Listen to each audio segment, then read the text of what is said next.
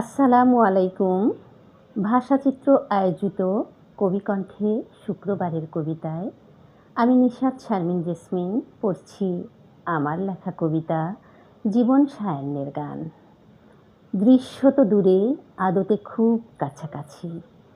আমরা দুজন দাঁড়িয়ে থাকি যূথবদ্ধ হয়ে, সরল বর্গীয় বৃক্ষের মতো ঠিক পাশাপাশি। ওই যে সারি সারি পাইন, ফার, হেমলক, সাইপ্রেস, দেওদার। আছে দূরত্ব, নেই বুনো দৃষ্টিতে অভিসার। পান্থপথে হাঁটছি যখন, উদার হাওয়ায় বাড়ে হৃৎস্পন্দন। অটল মাথা, দুর্বার পদযুগল, বন্ধনহীন বিশ্বস্ত দুহাত। চলি একা একা, বন্ধুর পথেও নেই শঙ্কা, নেই অবিশ্বাস। অচেনা আপন, অলক্ষ্যে অপার মৈত্রীভাব। আমাদের স্বপ্নীল চোখের ম্যানগ্রোভ স্রোতে মশবর্গীয় সবুজ গালিচা ভাসে।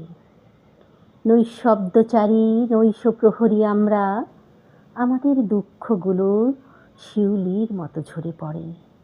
কি বেদনার পাতা ঝরার দিন, কেবল পত্রপতনশীল বৃক্ষই জানে। জেগে ওঠে সুখের চর, ভেসে যাওয়া আনন্দধামে।